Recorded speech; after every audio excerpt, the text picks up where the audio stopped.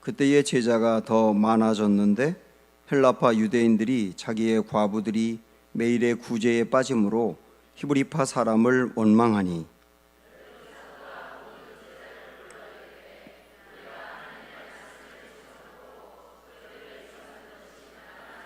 형제들아, 너희 가운데서 성령과 지혜가 충만하여 칭찬받는 사람 7을 택하라.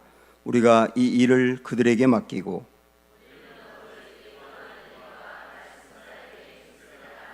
온 무리가 이 말을 기뻐하여 믿음과 성령이 충만한 사람 스데반과 또 빌립과 브로고로와 니가노로와 디몬과 바메나와 유대교에 입교했던 안디옥 사람 니골라를 택하여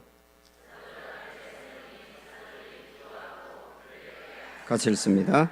하나님의 말씀이 점점 왕성하여 예루살렘에 있는 제자의 수가 더 심히 많아지고 허다한 제사장의 무리도 이 도에 복종하니라.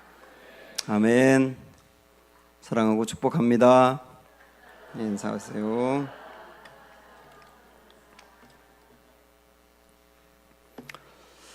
네, 중국이 이제 1949년도에 공산화되면서 기독교를 믿지 못하도록 박해를 시작했습니다. 그때 공식적으로 중국에 집계된 기독교인 숫자가 85만 9천 명이거든요. 그리고 31년이 지나서 등소평이 이제 개방 정책을 피면서 뚜껑을 딱 열었더니 31년이 지나고 기독교를 박해했고 지하에서 몰래 예수님을 믿었는데 막상 모든 사람의 예상과 달리 31년 만에 기독교인이 5천만 명이 된 거예요. 무려 60배가 부흥을 한 겁니다. 경이적인 일이죠. 지금은 뭐 1억이 넘는다고 말하지 않습니까? 중국의 그 기독교인들의 숫자가 그렇게 부흥한 것을 보면서 야, 기독교는 밟으면 밟을수록 박해를 받으면 받을수록 도리어 더 부흥하고 견고하고 강건해지지 그 박해로 기독교를 무너뜨릴 수는 없는 거구나 하는 것을 분명히 알게 됐거든요. 그런 일들이 이 본문에도 나옵니다. 자, 오늘 1절 보시면 그때에 제자가 더 많아졌는데 그랬어요. 여기서 말하는 그때는 5장을 말하는 겁니다. 5장에 우리가 몇 차례에 걸쳐서 말씀을 보았습니다마는 제자들이 예수님의 부활을 십자가를 증거하니까 유대교 지도자들이 제자들을 잡아다가 고문하고요, 신문하고요, 매로 때리고 옥에 가두고 그리고 협박하면서 풀어주면 제자들은 나와서 또 복음을 전하고 또 다시 잡아들이면 또 석방되고 복음을 전하고 이거 막을 수가 없는 거예요. 그래서 한번 여러분 성경 펴시고 5장 40절부터 42절까지 볼까요? 시작.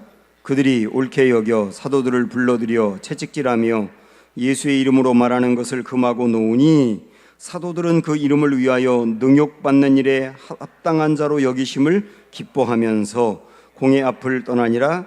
그들이 날마다 성전에 있든지 집에 있든지 예수는 그리스도라고 가르치기와 전도하기를 그치지 아니하니라 하고 그 다음에 6장 1절로 넘어가면 그때에 이렇게 나오는 거예요. 그러니까 예수님을 전하지 못하도록 박해하고 매로 때리고 별짓을 다 해도 이 퍼져나가는 부흥의 불길을 막을 수가 없더라. 그래서 그때에 제자가 더 많아졌는데 이렇게 나오는 거 아닙니까? 그래서 성도는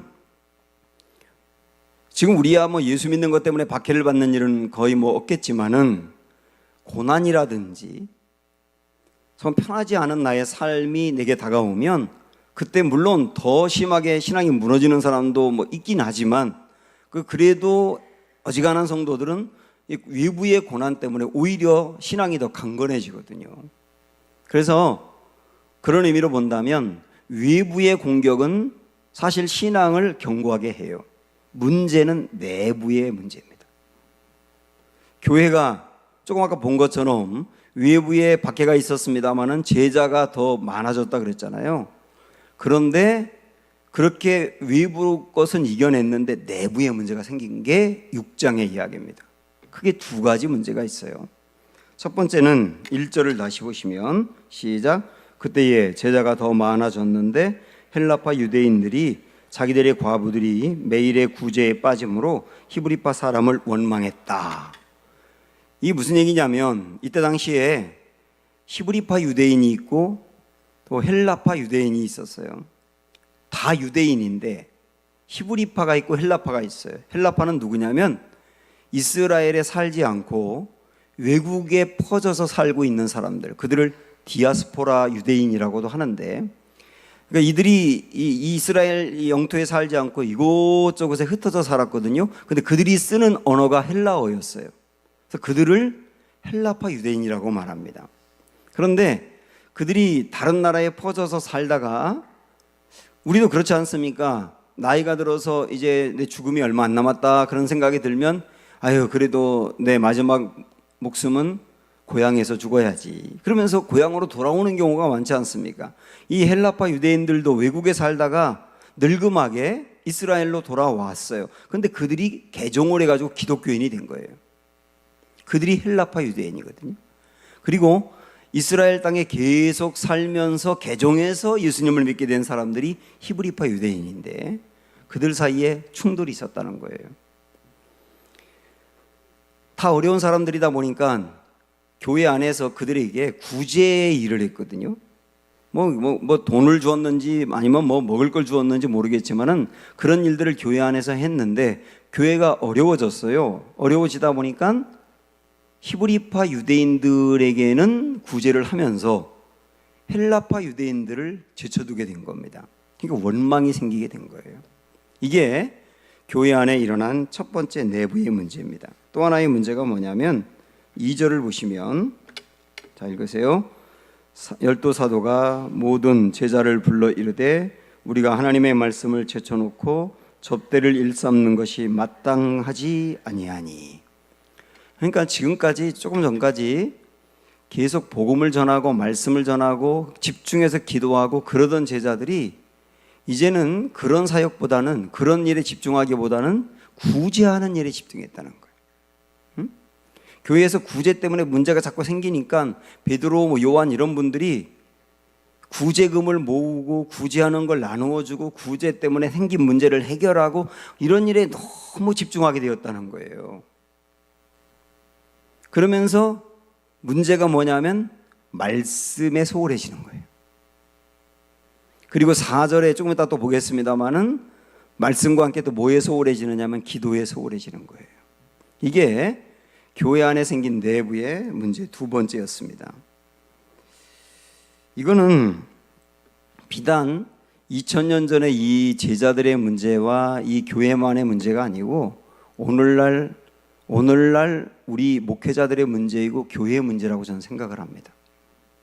목회자들이 가장 중요한 본질을 제쳐두고 다른 일에 너무 신경을 많이 쓰는 거예요. 여기저기 모임이 너무 많고요. 그 다음에 하는 일이 너무 많아요. 제가 대전에서 언젠가 이제 토요일 날 설교 준비를 하고 있는데 교회에서 어떤 분이 갑자기 찾아왔어요. 약속도 없이. 그들이만 저한테 뭐라 그러냐면, 아유 드디어 사무실에 계신 목사님 만났네 그러는 거예요. 무슨 말씀이세요? 그랬더니 교회마다 목사님이 없다는 거예요. 토요일 날. 그 다음 날 말씀을 전해야 되는데, 물론 금요일 날까지 다 끝내놨을 수도 있지만 토요일 날은 집중해서 말씀을 연구하고 준비하고 하는 일에 온통 관심을 둬야 되는 거 아니에요? 그건 너무 분주한 거예요. 성도들도 이제 물론 교회 일도 많고 또 여기저기 관심 두는 게 많다 보니까 자꾸 그런데 내 신경과 에너지를 빼앗기다 보니까, 시간을 빼앗기다 보니까 정말 중요한 일들을 갈수록 놓치고 있는 거예요. 그게 말씀과 기도거든요. 분주하면 놔도 되고 당장 시급한 게 아니기 때문에 소홀해지는 게 말씀과 기도거든요. 그러면서 어떻게 되는지 아십니까? 교인이 약해지는 거예요. 저는 이 말씀을 이렇게 연구하면서 교회 잘 나가던 교회 외부의 박해를 강건하게 이겨내던 교회가 왜 내부에 문제가 생겨서 싸우게 되었나? 사도들이 말씀 연구와 말씀을 전하는 것과 기도하는 거를 자꾸 소홀해지면서 말씀이 약해지는 거예요. 교회 안에서 말씀이 약해지는 거예요. 그리고 교인들이 이 사도들에게 말씀 연구와 기도하는 일에 집중하라고 그러지 않고 다른 일에 자꾸 신경 쓰게 만드는 거예요. 평신도들이 해도 되는 일을 목회자들이 자꾸 거기에 집중하게 만드는 거예요. 그러면서 말씀이 약해지니까, 그 말씀이 약해지면 성도들이 말씀으로 은혜를 못 받으니까 자꾸 격해지면서 이게 싸움이 일어나는 거예요, 교회 안에. 이런 문제가 2000년 전에 예루살렘 교회의 문제였고, 저는 오늘날 우리의 문제일 수 있다 생각이 들어요. 여러분 어떠세요? 갈수록 말씀과 기도 부분이 여러분 그 시간 쓰는 데서나 관심에서 좀 멀어져 가고 있지 않으세요? 이런 문제가 교회를 흔들고 있다. 지금 내부에 큰 문제가 되었다, 그 말입니다. 그래서 이 문제를 교회가 해결을 하거든요. 여러분도 이 설교를 들으시면서 본질이 지금 내가 약해졌다, 그런 생각이 드신다면 이 해법을 여러분도 적용하셔야 되는 거예요. 어떻게 이 두 가지 문제, 갈등의 문제 그리고 본질이 약해진 문제를 어떻게 해결하고 있는가? 우선 3절을 보시면 첫 번째 문제 해결하는 게 나옵니다. 3절 시작. 형제들아, 너희 가운데서 성령과 지혜가 충만하여 칭찬받는 사람 7을 택하라. 우리가 이 일을 그들에게 맡기고 해. 안 되겠다. 이 구제의 문제 때문에 사도들이 말씀과 기도 사역에 너무 약해지니까 이거 안 되겠다. 그래서 7 집사를 뽑은 거예요. 이 7 집사는 평신도들이에요. 이들에게 뽑았는데 이들을 뭐 그냥 아무나 뽑은 게 아니고, 여기 보면 성령이 충만한 사람, 성령이 충만한 사람이어야 영적으로 풀어나가거든요. 성령으로 충만하지 아니하면 경험들이 되고 인간적인 생각으로 해서 자꾸 교회 문제를 더 발생시키거든요. 그러니까 성령이 충만한 사람, 그 다음에 지혜가 있는 사람, 그리고 칭찬받는 사람이라는 말은 성품이 누가 보더라도 인정을 받는 사람, 이런 사람들을 지도자로 뽑았다는 거예요. 잘 뽑은 거죠. 이 사람들을 지도자로 뽑았는데 그 사람들이 뽑힌 이름이 5절 6절에 나오거든요. 보세요. 시작. 온 무리가 이 말을 기뻐하여 믿음과 성령이 충만한 사람 스데반과 또 빌립과 브로고로와 니고노로와 디몬과 바메나와 니골라를 택해서 이들을 세웠다, 이렇게 나오죠. 안수에서. 여기 7명의 사람들이 뭐 집사라고 하기도 하고 집사라고 할 수 없다고 하기도 하지만 우리 뭐 일반적으로 알고 있는 게 7 집사인데 이렇게 세웠다는 말이에요. 그런데 여기에 7명은 전부 다 헬라식 이름입니다.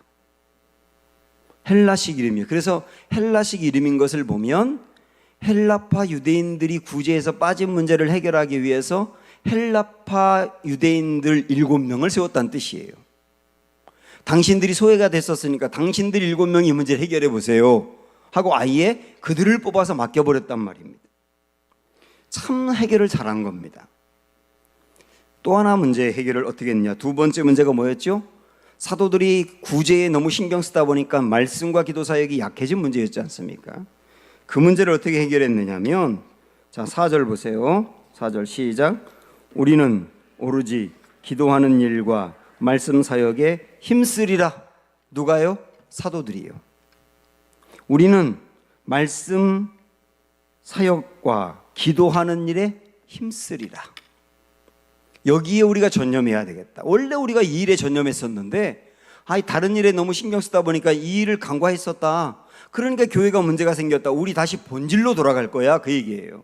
그래서 이 영어 성경에 영어 성경에 있는 것을 해석해 보면 이 말씀을 뭐라고 해석할 수 있냐면, 풀타임을 기도와 말씀을 설교하는 일에 힘쓰기로 결정했다, 이렇게 나와요. 풀타임을, 우리의 시간을 기도하고 말씀을 준비하여 전하는 일, 그 일에 힘쓰겠다고 결정했다는 거예요. 이렇게 문제를 해결했던 겁니다. 제자들이 이렇게 문제를 해결해야 된다. 다시 말하면 신앙의 본질로 돌아가야 된다. 본질을 흐리고 본질을 간과했기 때문에 문제가 발생했으니 본질로 돌아가야 된다라고 결정했단 말입니다. 이렇게 결정하게 된 것은 예수님에게 배운 거예요, 사실은. 마가복음 1장에 보면은 우리 예수님이요, 하루에 아주 분주하게 사역하는 게 나오는데, 안식일 날이었거든요. 근데 해당해서 오전에 말씀을 전합니다. 말씀을 전하는 것은 굉장한 에너지가 필요해요. 그리고 축사 사역을 합니다. 귀신 들린 사람이 많아서 그들을 고쳐줘요. 그렇게 오전이 지나갔습니다. 예수님에게 굉장히 에너지가 많이 소모가 됐을 겁니다. 그래서 오후에 아마 좀 쉬시려고 했는지 베드로 처갓집에 쉬러 가세요. 근데 갔더니 베드로 장모가 열병에 걸려서 누워 있는 겁니다. 그래서 고쳐줘요. 그때 어느 틈엔가 예수님이 거기서 사람을 고쳤다는 얘기가 소문이 퍼져나가니까 온 마을에 병자라는 병자들은 전부 다 몰려들었어요. 이 마을뿐만 아니라 다른 마을에까지 소문이 퍼져나가고 여기저기서 아픈 사람들이 다 몰려든 겁니다. 그들을 일일이 다 고쳐주셨어요. 그렇게 밤 늦게까지 사역을 한 겁니다. 굉장히 분주한 하루의 사역을 끝낸 거죠. 그리고 하루의 사역이 끝나고 그 다음날 새벽이 됐거든요. 마가복음 1장 35절에 보면 이렇게 나옵니다. 새벽 아직도 밝기 전에 예수께서 일어나 나가 한적한 곳으로 가사 거기서 기도하시더니, 이 안식일 날 말씀 전하고 귀신 들린 사람 고치고 병자들 고치는 많은 사역을 했지 않습니까? 그 사역을 하고 나서 굉장히 피곤할 텐데 그 다음날 새벽에 일찍이, 보통 이 시간은 4시에서 6시 사이로 보거든요. 그때 일어나서 주님은 새벽 기도를 가셨단 말이에요. 아니, 주님이 기도가 뭐가 필요합니까? 하나님인데 뭐가 기도가 필요하겠어요? 그러나 주님은 그 피곤하고 분주한 사역을 끝낸 다음날 새벽을 붙들었다. 이게 우리에게 주는 굉장히 중요한 도전 아니에요? 예수님도 많은 사역 이후에 그토록 기도가 필요했다고 한다면 우리에게는 기도가 얼마나 필요하겠느냐는 거예요. 그 말은 다르게 이야기하면 많은 분주한 사역을 하고 난 다음에 기도가 되지 않는다고 한다면 그 사람은 갈수록 사역 위에 사역, 사역 위에 사역, 사역 위에 사역이 계속 쌓이면서 지치고 또 지치다가 나중에는 영적으로 침체에 빠져서 아무것도 못하는 단계가 온다, 그 말이에요. 그래서 우리 예수님은 우리에게 알려주시는 거예요. 사역 이후에 기도가 얼마나 중요한지. 우리 예수님이 기도를 끝냈을 때 제자들이 예수님께 찾아와서, 주님, 사람들이 또 잔뜩 모였습니다. 예수님께 병 좀 고쳐달라고 모였어요. 그러니까 우리 주님이 그 다음 뭐라 그런지 아세요? 이르시되 우리가 다른 가까운 마을들로 가자.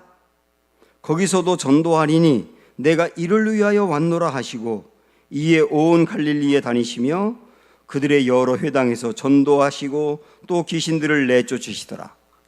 지금 예수님께 고쳐달라고 많은 환자들이 모여 있습니다. 그러면 당연히 가서 한 사람 한 사람 고쳐주셔야 되는데 우리 떠나자. 그러면서 말씀을 전하기 위해서 떠나자, 그 얘기예요. 내가 이것을 위해서 왔다. 우리 예수님이 이 마가복음 1장에서 그 분주하게 많은 사역을 하면서도 가장 중요하게 붙든 게 2가지였다는 거, 기도와 말씀이었다는 것을 보여주는 거 아니에요? 아마도 제자들은 예수님이 야 우리 떠나자, 말씀 전하는 일을 위해서 떠나자 그럴 때 정말 이해가 안 됐을 겁니다. 아니, 환자들이 모여있는데 예수님 한 명 한 명 고쳐주셔야지 그냥 떠나시는 게 말이 됩니까? 이렇게 생각했을지 모르지만은 사도행전의 이 대목에서 그들은 이해했을 거예요. 말씀과 기도를 제쳐두고 분주하게 여기저기 사역하는 게 얼마나 위험한 일인지, 그때 예수님이 왜 그러셨는지 드디어 이때 이해가 됐을 거예요. 그래서 그들은 예수님한테 배운 것이 있기 때문에, 맞아, 구제하는 일, 그건 평신도가 할 수 있는 일이니까 우리는 말씀과 기도에 전념하기 위해서, 풀타임으로 그 일만 하기 위해서 저거 내려놓고 맡기고 이 일에 집중하자, 이렇게 결정했단 말입니다. 얼마나 아름다운 결정입니까? 제가 어느 글을 봤더니 분재에 대해서 이야기하고 있더라고요. 이 분재, 이 일본 사람들이 이제 분재를 주로 만들었는데 일본 말로 본사라고 합니다. 근데 조그만한 그 나무들을, 난쟁이만한 나무들을 예쁘게 정말 잘 가꾸잖아요. 그 사람들은 크게 클 수 있는 나무도 조그맣게 키워가요. 이거 분재라 그러지 않습니까? 이 분재를 어떻게 만들어 가느냐면, 조그만 나무를 예쁘게 키우려면 그 나무에 주근이 있어요. 주근. 그게 가장 기본적인 뿌리거든요. 그 뿌리를 잘라버립니다. 그리고 잔가지들, 이걸 세근이라 그러는데 잔가지들만 키워내는 거예요. 그러면 나무가 절대 크지 않습니다. 이게 분재거든요. 저는 그 글을 보면서 우리의 신앙이 분재 신앙이 있을 수 있겠다. 우리가 정말 영적으로 성장하며 그리고 하나님의 능력을 공급받는 주근이 있거든요. 그 주근이 성경에 보면 말씀과 기도인데, 그 말씀과 기도는 잘라내고 다른 많은 일에 관심을 갖고 있는 게 장가지들이라고 할 수 있는데, 그 많은 일들에 관심을 갖고 있는 것, 그것들이 필요해요. 사역이 필요하고 우리가 관심 둬야 될 게 필요한데, 그런 것들에만 너무 집중하고 주군을 잘라버리다 보면 나중에 어떻게 되느냐면 분재가 크지 않고 늘 그 상태로 머물러 있는 것처럼 우리의 신앙이 크지 않는단 말이에요.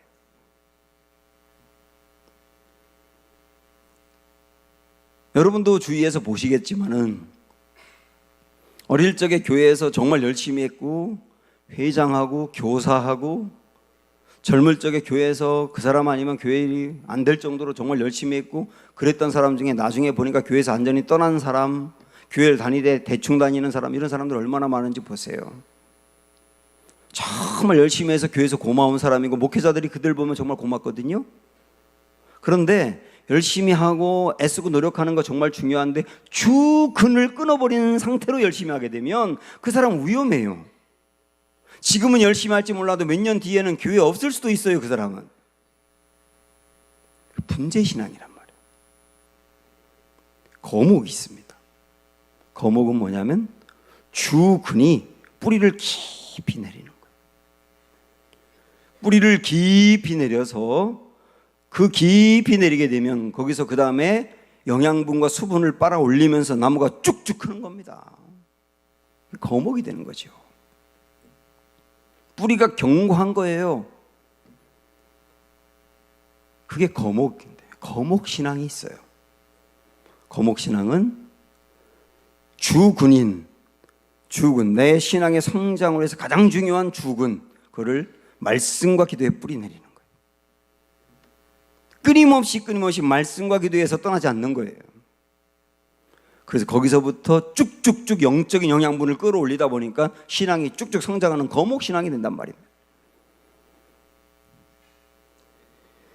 저는 한동안 제가 있던 교회에서 캐치프레이즈로 몇 가지 이제 강조했던 것 중에 하나가 뭐가 있냐면 신앙의 아날로그 운동을 하자, 그거였어요. 아날로그 운동. 요즘 다 디지털 시대이기 때문에 아주 간편하고 그 다음에 다 이렇게 시청각으로 볼 수 있게 이렇게 신앙생활을 하고 있잖아요. 그런데 신앙도 아날로그가 필요하다. 이 세상이 아무리 쉽게 빠르게 변한다 하더라도 절대로 놓치면 안 되는 정신적인 가치가 있지 않습니까? 그게 사랑, 진실, 정직, 그런 거잖아요. 그게 아날로그거든요. 그게 사회를 지탱하는 거예요. 그런데 신앙에 아날로그가 있어요. 요즘 뭐 성경 안 갖고 교회 다녀도 다 여기 스크린에 띄워주고 스마트폰으로 또 성경도 볼 수 있고 굉장히 편리한 시대가 되었거든요. 그런데 이 편리한 시대 속에서 우리가 반드시 붙들어야 될 아날로그가 있다. 그 아날로그가 저는 말씀과 기도라고 보는 거예요. 아무리 세상이 편리하고 신앙생활 편하게 하더라도 이거 놓치면 끝이다. 그래서 저는 다시 우리 사랑하는 교우들과 함께 우리도 신앙의 아날로그 운동에 다시 집중하기를 원합니다.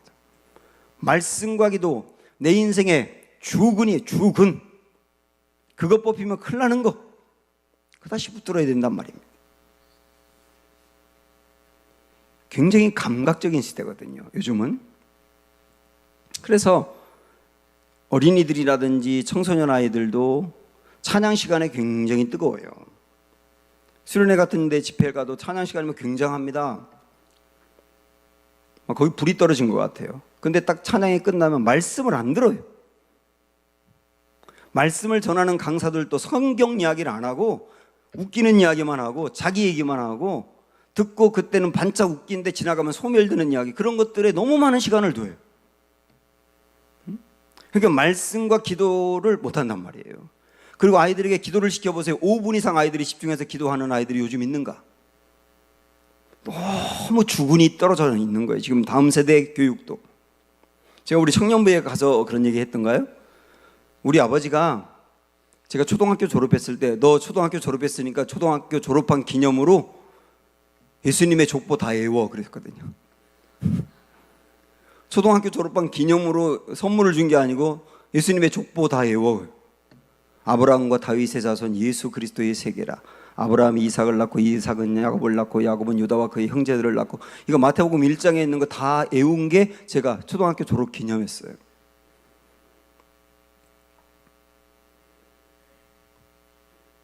그러니까 이 말씀과 가까이 하게 하고 기도와 가까이 하게 하는 교육에서 자꾸 시청각 중심으로 하는 건 좋아요. 이 스크린에 보여주는 건 좋은데 여기 PPT로 올리는 거 뭐 굉장히 반짝반짝하는 거 올리는데 말씀과 기도의 주군이 없는 거예요. 그래서 너무 몰라요. 성경을 너무 모르고 말씀을 너무 몰라요. 제가 신방 가보니까 어떤 권사님은 제가 신약 성경 어디 얘기하는데 구약에서 자꾸 앉았더라고. 그분이 교회 권사예요. 신약에 있는지 구약에 있는지도 모르는데 교회 권사라고. 그분은 성경 아예 안 본다는 뜻이거든요.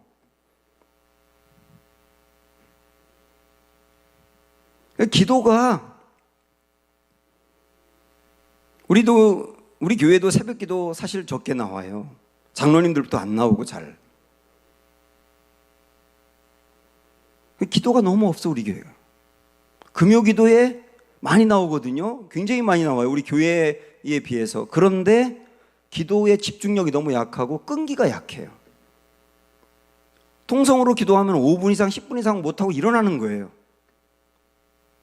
기도라고 하는 게 길게 가야 뭔가 주님의 임재를 거기서 경험하고 주님의 터치를 경험하고 거기서 음성을 듣고 그러는데 너무 반짝하고 그냥 일어나 가는 거예요. 왜 금요일 날 저녁에 그렇게 갈 일이 바쁜지 시간을 내서 금요일 저녁에 오셨다면 좀 길게 이 자리에서 기도하면서 뭔가 깊이 들어가 보면 참 좋겠다는 생각이 저에게 있는데 너무 빨리 일어나 가는 거예요.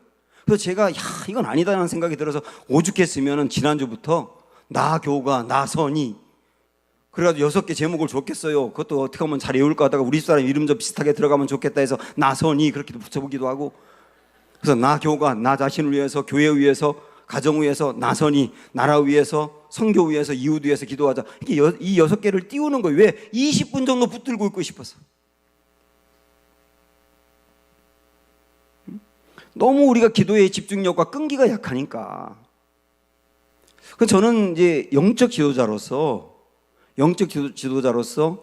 한국 교회 전체가 그렇고 우리 교회 교인들도 말씀과 기도라고 하는 주군이 자꾸 약해져가고 너무 가늘어져 가는 게 걱정인 거예요. 다음 세대도 마찬가지고. 그래서 사랑하는 여러분, 오늘 이 6장에 있는 말씀 본질 놓쳤다. 우리 본질 놓쳤다. 이러면 큰일 난다 라고 생각하고 본질을 쫙 붙잡았던 사도들의 이 지혜로움, 저는 저와 우리 교우들이 오늘 이 6장의 말씀을 나의 본질로 다시 삼게 되기를 축복합니다. 그래서 말씀과 기도에 전념했다고 나오잖아요. 그리고 났더니 그 결과 어떻게 됐는가? 7절을 보세요. 시작. 하나님의 말씀이 점점 왕성하여 예루살렘에 있는 제자의 수가 더 심히 많아지고 허다한 제사장의 무리도 이 도에 복종하니라. 이게 본질을 붙든 결과. 본질을 붙든 결과 어떻게 됐습니까? 말씀이 점점 왕성하여 말씀이 그 교회 안에서 역사하고 말씀이 영혼들을 살려내고 말씀 운동이 일어나고 이런 얘기 아닙니까? 그 다음에 그 결과 또 어떻게 됐냐면 제자의 수는 힘이 많아지고 교회는 더 부흥했단 말이죠. 그 다음에 그 부흥하는데 어떤 일까지 있었느냐 하면 허다한 제사장의 무리도 이 도에 복종하니라. 이때 당시에 제가 주석을 봤더니 예루살렘 안에 제사장이 8,000명이 있었다 그러더라고요. 8,000명의 그 많은 제사장들인데요, 유대교인들은 기독교를 정말 싫어하지 않습니까? 지금까지도 가장 복음이 전해지지 않는 나라 중에 하나가 이스라엘이잖아요. 그런데도 이때는 말씀과 기도라고 하는 본질이 살아있다 보니까 정말 잘 받아들이지 않던 제사장들의 무리까지도 복음에 복종하며 주께로 나오더라 그 말이에요. 이게 결과거든요. 저는 그래서 부흥을 달라고 기도하기 전에 우리가 본질을 붙들면 되겠다. 교회가 살아있기를 위해서 기도하기 전에 본질을 붙들면 되겠다. 여러분의 신앙이 뜨겁게 다시 일어나기를 소망하신다면 본질을 붙들어야 되겠다. 오늘 이 본질인 기도와 말씀에 더욱더 집중하는 우리 모두가 되기를 주님의 이름으로 축원합니다. 함께 찬양합니다.